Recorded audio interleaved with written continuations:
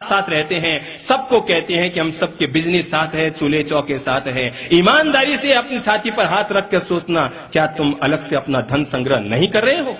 ये सोचकर कि पता नहीं भाई भाई कब अलग हो जाएं और हमारी बुरी नौबत कब आ जाए। बुरी नौबत उन्हीं की आएगी जो इस तरह से गलत तरीके से अपने लिए धन अलग से संग्रह कर रहे हैं। बुरी नौबत उनकी आएगी।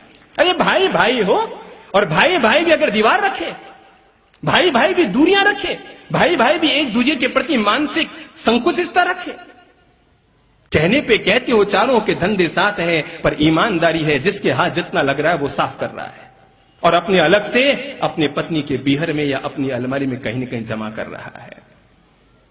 ईमानदारी से अपने हृदय पे हाथ रख के कहो तो बहनों कि जब तुम दूध पिलाने के लिए जाते हो, तुम्हारे सामने 2 गिलासें हैं। एक गिलास में तुम्हें अपनी देवरानी की बेटी के लिए दूध डालना है, दूसरी गिलास में तुम अपने बच्चे के लिए दूध डाल रहे हो। जरा ईमानदारी से मन में चिंतन करना।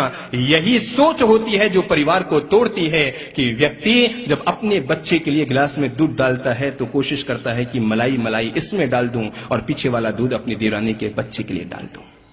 और ये जो संकुचितता होती है, ये एक दिन मन में आती है, फिर वचन में आती है, व्यवहार में आती है और फिर परिणाम में आती है। क्यों टूटता है परिवार? आपको पता है परिवार क्यों टूटता है? सबसे पहले व्यक्ति के मन में इस तरह के संकल्प विकल्प जगते हैं, मानसिक दूरियां पैदा होनी शुरू होती है। आदमी एक दूसरे से अलग होने की सोचता है। पहले मन में दूरियां पैदा होती है, फिर एक दिन गुस्से में आकर आदमी वचन से बोल देता है, हां हां मेरे साथ तूने ऐसा किया, मैं ऐसा नहीं करूंगा। मन का परिणाम वचन पर आया। धीरे धीरे वचन पर आती हुई लड़ाइयां कभी हाथों पर आ जाती है, भाई भाई पर हाथ उठा देते हैं और हाथों पर आई लड़ाइयां एक दिन सड़क पर आ जाती है, सड़क पर आई हुई लड़ाइयां एक दिन कोर्ट में पहुंच जाती हैं और इस तरह परिवार कलह से ग्रस्त हो जाता है। मुझे कई बार आश्चर्य होता है जब भी सुनता हूं भाई भाई में दुश्मनी हो गई, भाई भाई में केस चल रहा है, भाई भाई न्यायालय जा रहे हैं, भाई भाई टूट रहे हैं, भाई भाई अलग हो रहे हैं। मुझे कई बार आश्चर्य होता है।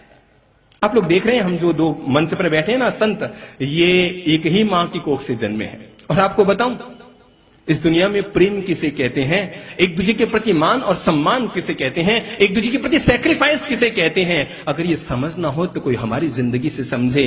शायद लड़ना, झगड़ना, बोलना, बर्ताव करना तो बहुत दूर की बात, जिंदगी में अब तक 40 साल में हमें यह भी नहीं याद कि हमने एक भाई ने दूसरे भाई की कभी बात भी काटी हो। एक भाई ने जो कह दिया वो दूसरे भाई का निर्णय। जिंदगी में कभी ऐसा नहीं किया कि भाई ने भाई की बात काटी हो। अगर भाई भाई की बात काटेगा तो दुनिया में प्रेम किसके साथ होगा? अगर भाई भाई से दूरियां बनाएगा तो दुनिया में प्रेम किसके साथ होगा? आधी दुनिया के लिए हम उदाहरण बनते हैं प्रेम के, और आधी दुनिया के लिए हम जलन के कारण बनते हैं। पर कुछ भी हो, हम जानते हैं कि जिंदगी अगर जीनी है तो प्रेम से जियो, जिंदगी अगर जीनी है तो आनंद से जियो, जिंदगी अगर जीनी है तो त्याग से जियो, एक दूसरे के प्रति सैक्रिफाइस की भावना से जियो। मुझे कोई पूछे कि घर का स्वर्ग क्या होता है तो मैं आपको बता देना चाहता हूं, जहां पर 4 भाई एक छत के नीचे रहते हैं, एक चूल्हे में खाना खाते हैं, एक थाली में बैठकर खाना खाते हैं। मुझे कोई पूछे कि घर का स्वर्ग क्या है तो मैं कहना चाहूंगा, यही घर का स्वर्ग है और यही घर का नरक है कि जहां पर 4 भाई एक घर में रहते हुए भी अलग अलग चौके चलाते हैं और चूल्हे जलाते हैं और उनके बूढ़े माँ बाप अपने हाथ से रोटी बना खाते हैं। तो मेरी नजर में इससे बढ़कर घर का नरक और कोई नहीं होता। ये अंतिम नरक है तुम्हारे घर का।